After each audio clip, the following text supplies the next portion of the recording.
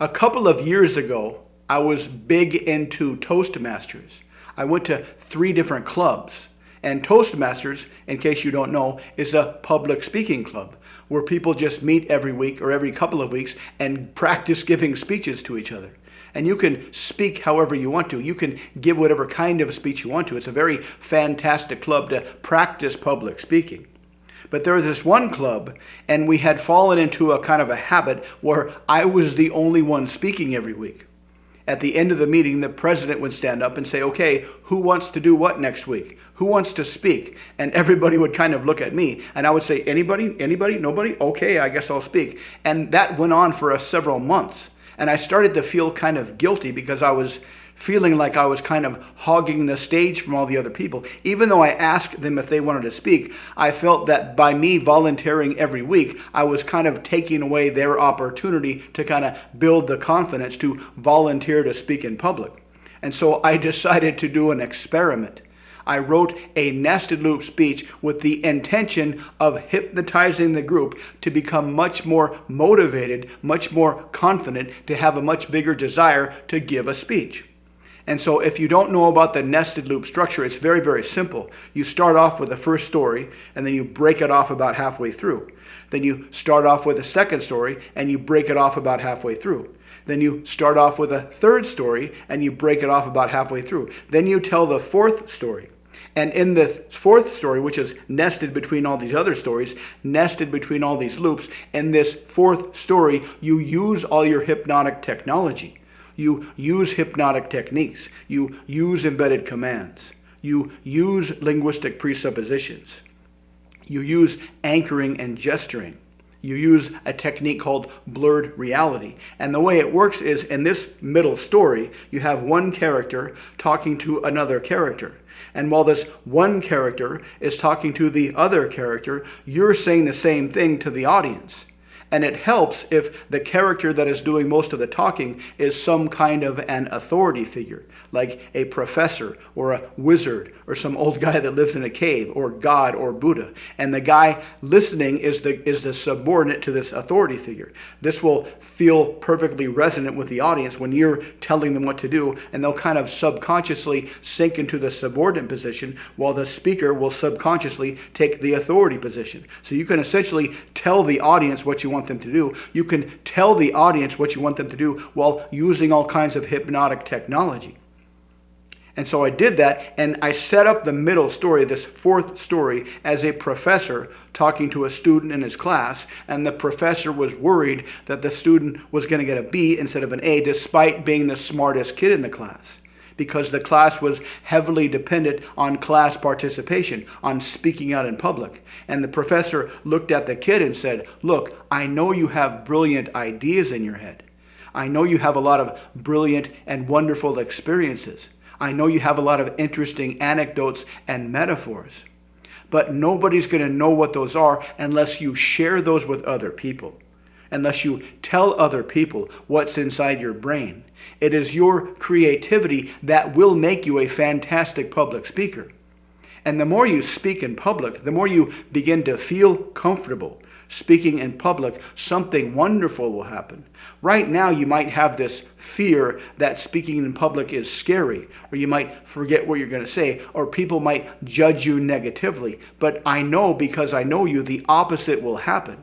What will happen is people will realize the beautiful ideas you have in your head. People will understand the beautiful anecdotes you have in your head. People will be able to understand the metaphors that you have in your head, and that will make them much more eager to listen to you, and that will create this fantastic virtuous cycle where the more you speak in public, the more recognition you get from others, the more creative you'll be about things that you can speak about next time.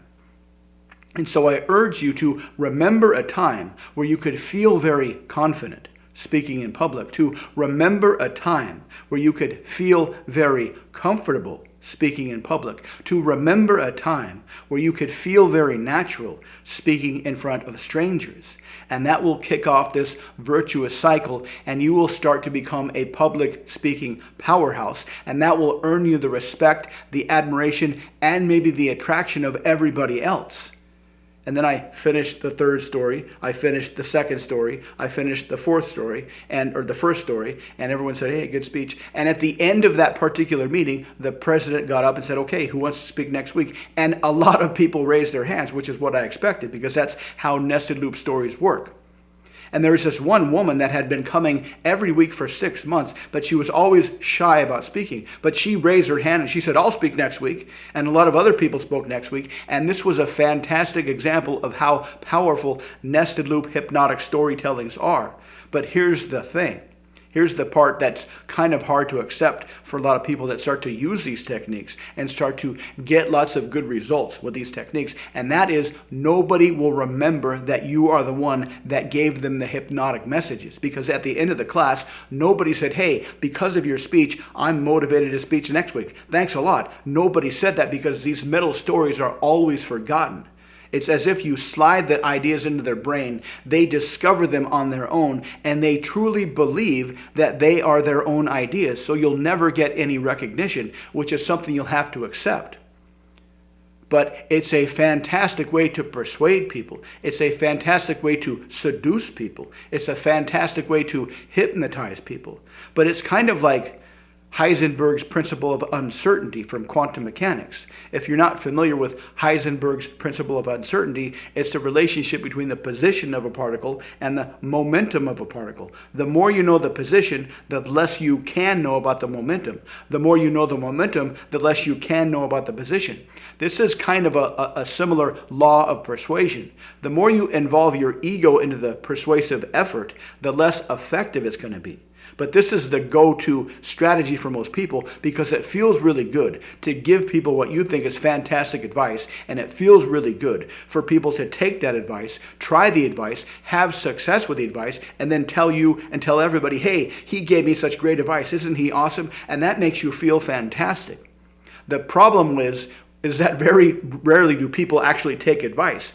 If you know any salespeople, sales is a very low probability game because it's very much ego intensive. The salesperson tells the customer what to do. I think you should do this because of this, and this reason. I think you should do that. I think you should overcome your objectives because of this, and this reason. I think you should do this. And that's a very, very, very ego intensive process. And it feels good when it works. But the more you use your ego, the less probability that it will work, which is why even the best salespeople only have about a 10% closing rate, which means they have a 90% failure rate. So when you use your ego, which is the go-to system, the go-to strategy to persuade people, to tell them what you think they should do, it's going to feel good to flex your opinion, to flex your ego, but it doesn't work very much. On the other hand, if you turn your ego off completely, and use hypnotic techniques to secretly slide ideas into their brain, they will take those ideas, they will believe their ideas are their own, and they will act on those ideas, but you won't be remembered. You will just be kind of an innocent bystander while they discover those ideas. So if you're okay with that, if you're okay with not getting any credit, you can use nested loops, you can use hypnotic technology to get people to do whatever you want. It takes a little time to get comfortable telling these stories. But once you are comfortable telling these stories, you can use them everywhere. You can tell them on a first date with somebody. You can tell them while you're talking to a customer. You can tell them to a group of people at a party. You can tell them to a whole auditorium filled with people and get them to buy whatever you're selling. If you ever had any dreams of being a fantastic public speaker that can motivate crowds, this is the technique that will get you there. The technique of nested loop storytelling with a lot of hypnotic technology in the middle story.